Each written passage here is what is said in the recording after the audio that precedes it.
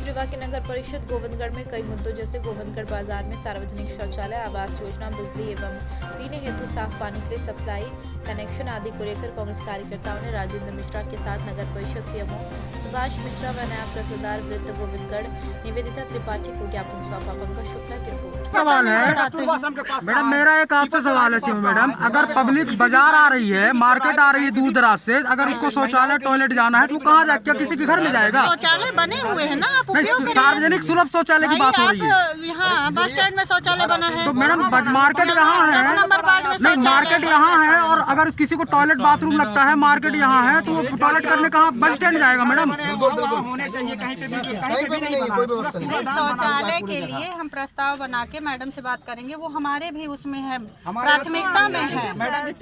लेकिन आप जो बोल रहे हैं कहीं नहीं बना, वो गलत है। जमीन में अतिक्रमण का मामला। देखिए, जो बात विजय ने कही, मैडम ने उसको अंततोगत्वा ये कह करके बात कही उन्होंने कि जहाँ जहाँ आप लोग प्रस्तावित कर रहे हैं, इनका काम प्रस्तावित ही करने का है। तो अगर ये बात को ये कन्विंस हो गई हैं तो इतना हो जाए कि वो बन जाए। नहीं, आप पर्सनल भी बात हो चुकी है, वो सच में बनाने पर वो जमीन भी विवादित है और नगर पालिका के पास बजट नहीं है। हाँ, तो वो तो ये समस्या है। तो बजट के लिए क्या करना पड़ेगा? मैडम जी 5 साल पूरे गोविंदगढ़ में कहीं नहीं बन पाया। 5 साल थोड़ा है, आप कम से कम 5-10 करोड़ का काम करा चुके पूरे गोविंदगढ़ के अंदर।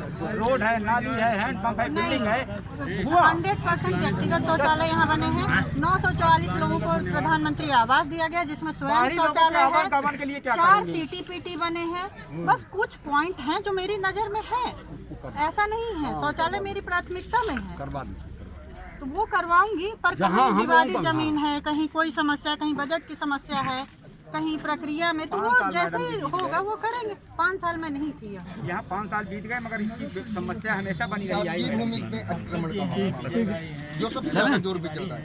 और आज वो करीब 30-40 वर्ष से यहाँ रह रहे हैं, और जब भी सीएमओ मैडम के पास वो अपना कुछ आधार कार्ड वगैरह बनवाने आते हैं, जैसे मान लीजिए राशन कार्ड हो गया जो ID मानी जाती है, और राशन कार्ड बनवाना है, और संबल कार्ड वगैरह जैसे हैं, और आवास योजना जैसे हैं, तो उनको ये दर्शाया जा रहा है। उनका कहना ये है कि मैडम जब मैं आता हूँ तो मैडम ये कह देती हैं कि आपकी 50,000 इनकम है, तो मैं ये चाहता हूँ। और हम लोगों ने भी, पत्रकारों लोगों ने भी सर्वे किया यहाँ पर, तो काफ़ी लोग ऐसे, लेकिन उस पर कोई सुनवाई नहीं होती है। और मैडम का ये कहना है कि सभी 50,000 से ऊपर की इनकम है पर मंथ की इनकी, तो उसको रेखांकित करें और उनको चिन्हित करें कि कितने लोग ऐसे व्यक्ति जिनकी 50,000 रुपये से इनकम है, और किनको मिला है, किनको नहीं मिला है। इस पर सर क्या कहना है? मुझे मेरे मन में ये भाव जो आप कह रहे हैं, जो नियम कानून के अंतर्गत है, जो आपने 50,000 वाली बात कही है, जब इसका सर्वेक्षण होगा, सर्वे होगा, तब तो पता चलेगा। अभी तक बातचीत में ये लग रहा है कि ये खाली बातचीत पर ही सर है। सर्वे हुआ है यहाँ पे, सर्वे हो चुका है, तो उसकी लिस्ट लेकिन मैडम दबा देती हैं, लिस्ट ही नहीं मिलती। मैडम के दबाने का सवाल नहीं। अगर कोई सर्वे हुआ है, कोई सूची हमको दीजिए, मैडम को करना पड़ेगा, कहाँ जाएंगे? मैडम के ऊपर भी तो कोई है। सीएमओ क्या होता है? बात करेंगे SDM से, बात करेंगे कलेक्टर से, बात करेंगे कमिश्नर से, नहीं होगा तो मुख्यमंत्री को घेरेंगे। हम विपक्ष में हैं, कोई इनके हाथ जोड़ करके इनसे वो करने थोड़ी आए हैं। विपक्ष की अपनी ताकत होती है, और उसकी सबसे बड़ी ताकत है ये जनता, जिसको हम लेकर के खड़े हुए हैं। इस कोरोना काल में भी लोग घर से अपने निकलने को तैयार नहीं। हम अपने प्राण की बाजी लगा करके यहाँ बैठे हुए हैं, ना केवल अपने साथियों को भी इसके लिए आहुति देने के लिए यहाँ पर बैठे हुए हैं। इसलिए कोई सीएमओ हो, कोई डिप्टी कलेक्टर हो, कोई कलेक्टर, इससे थोड़ी फर्क पड़ता है। फर्क इससे है कि जनमानस का जो काम है वो किस मजबूती के साथ में और कैसे रखा जाए, और कैसे उसका निराकरण कराया जाए। मीडिया में 2-2, 3-3 घंटे जाम लगता है, मैंने उसका विरोध किया है। चाय पिए अंदर होगी मैडम का चाय मैं आज नहीं मैं ये कह रहा था कि ये जो सड़क वाला काम जिस तरीके का यहाँ गड़बड़ है, एक आंदोलन हम इसके लिए, बिजली के लिए, सड़क के लिए और गोविंदगढ़ के पानी के लिए। तो श्रीमान जी, मेरा एक सवाल था आपसे कि ये जो तहसील हुजूर को 2 भागों में बांटा जा रहा है, और बांटे जाने की बात आ रही है 2 भागों में, उस पर क्या कहना है आपको?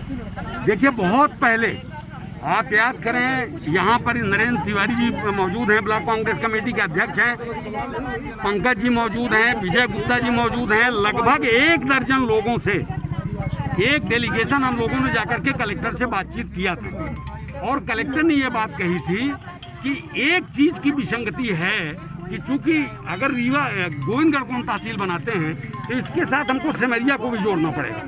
तो वो एक विसंगति को हम कैसे दूर करेंगे जब तक रेवेन्यू साइड पर उसका कोई रास्ता ना निकले। तो उन्होंने ये कहा कि पहले हमको इसका सर्वे करा लेने दीजिए, तब इसके रास्ते पर हम लोग कोई ना कोई विचार करके निदान करेंगे। श्रीमान जी, जैसे नगर पंचायत वासियों ने ये बताया कि यहाँ पर सार्वजनिक सुलभ शौचालय की बड़ी ही दिक्कत है। जैसे दूर दराज से लोग गोविंदगढ़ नियरेस्ट मार्केट पड़ता है अपना, यहाँ कई गाँवों को जोड़ता है, तो यहाँ पर सार्वजनिक शौचालय की वाकई में इतनी दिक्कत है कि अगर मैडम ने जैसे बताया कि बस स्टैंड में है, तो क्या कोई यहाँ मार्केट या हॉस्पिटल या किसी काम से आता है तो क्या वो बाथरूम करने बस स्टैंड जाए, ये उचित है?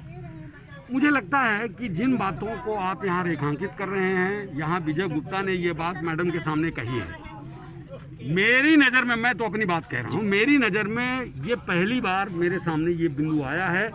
अत्यंत महत्वपूर्ण बिंदु है, और खास करके ऐसी जगह जो गोविंदगढ़ के तिराहे और चौराहे हैं, उसमें सार्वजनिक इस तरीके की गतिविधियां के लिए होना चाहिए, ये बहुत आवश्यक है। मैडम से हमने प्रेस किया है, मैडम ने ये कहा है कि ये काम निश्चित रूप से छूटा हुआ है।